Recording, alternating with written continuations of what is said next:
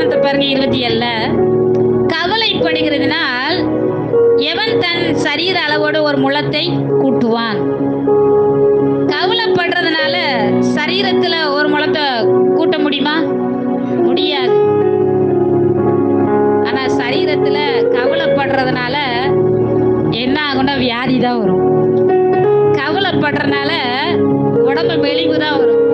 கவலைப்படுறதுனால சாப்பாடு என்ன செய்யாது, சரியாவே எடுக்காது. நேற்று ஒரு அம்மாவை பார்த்தேன். அந்த அம்மா பார்த்தீங்கன்னா சாப்பாடு ரொம்ப கம்மியா சாப்பிட்டாங்க.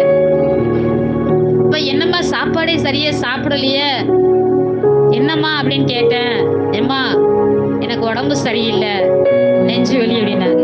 ஏன் அப்படின்னு கேட்கும்போது, என் பையன் குடிச்சு குடிச்சு வீட்டில் ஒரே சண்டை போட்டுட்டே இருக்கான், என் பையனை நினைச்சு நினைச்சு எனக்கு நெஞ்சு வலி வந்துட்டுமா அப்படின்னு தாய் சொல்லுகிறத நான் கேட்டேன்.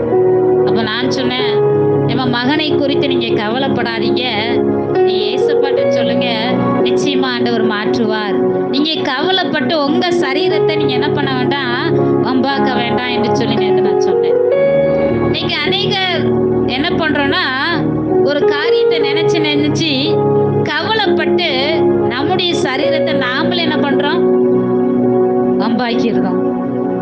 அல்லேலூயா. கவலைப்படுறதுனால ஏதாவது பிரயோஜனம் இருக்கா?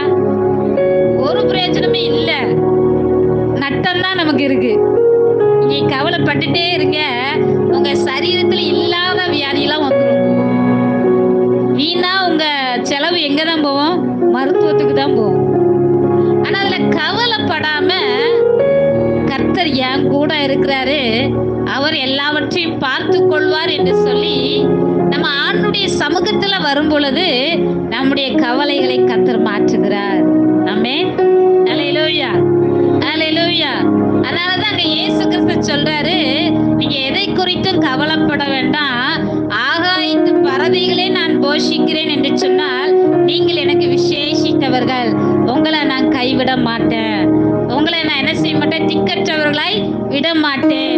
நான் உனக்கு என்னென்ன செய்ய வேண்டுமோ அனைத்து காரியங்களையும் செய்து முடிப்பேன். ஆனால் எதை குறித்து தேவையில்லாம கவலைப்பட்டு உன் உடம்பை கெடுத்துக்காத, உன் உடம்புல வியாதியை கொண்டு வந்துடாத, நீனே கொண்டு வந்துடாத அப்படின்னு சொல்லி கத்தந்தனால பேசுறாரு.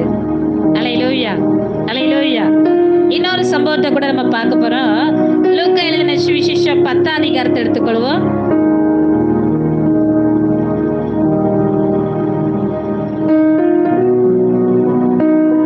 பத்துல 38ல இருந்து 42 வரை ஒரு சம்பவம் சொல்லப்பட்டிருக்கிறது.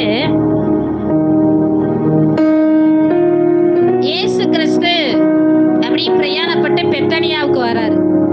பெத்தானியால யார் இருக்காங்கன்னு சொன்னா, மார்த்தாள், மரியாள், லாசரு, அவங்க குடும்பம் அந்த ஊர்ல இருக்கிறது. இயேசு கிறிஸ்து பெத்தானியாவுக்கு வந்தாலே அவங்க வீட்டுக்கு இயேசு போவார். அப்போ இயேசு கிறிஸ்து அந்த ஊருக்கு வந்திருக்காருன்னு சொன்ன உடனே மார்த்தாள் என்ன பண்றா, வேக வேகமா இயேசுவை கூப்பிட்டுட்டு தான் வீட்டுக்கு கூட்டு வந்துடுறா. இயேசுவை என்ன பண்றா, வீட்டுல உட்கார வச்சுட்டு மார்த்தாள் நேரம் எங்க போயிடுறா, கிச்சனுக்கு போயிடுறா. ஆனா மரியாள் என்ன பண்றா அப்படின்னு சொன்னா, இயேசுவின் பாதத்தருகே உட்கார்ந்து இருக்கிறாள். பாருங்க, உங்களுக்கு நான் வாசிக்கிறேன். அதுல 39ல, அவளுக்கு மரியாள் என்னப்பட்ட ஒரு சகோதரி இருந்தால், அவள் இயேசுவின் பாதத்தருகே உட்கார்ந்து அவருடைய வசனத்தை கேட்டுக்கொண்டிருந்தாள். மார்த்தாளோ பற்பல வேலைகளை செய்வதில் மிகவும் வருத்தமடைந்து அவரிடத்தில் வந்து, ஆண்டவரே, நான் தனியே வேலை செய்யும்படி என் சகோதரி என்னை விட்டு வந்திருக்கிறதை குறித்து உமக்கு கவலை இல்லையா? எனக்கு உதவி செய்யும்படிக்கு அவளுக்கு சொல்லும் என்றாள்.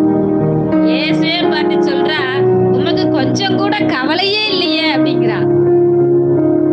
அல்லேலூயா. மரியாள் எதை குறித்தும் கவலைப்படல.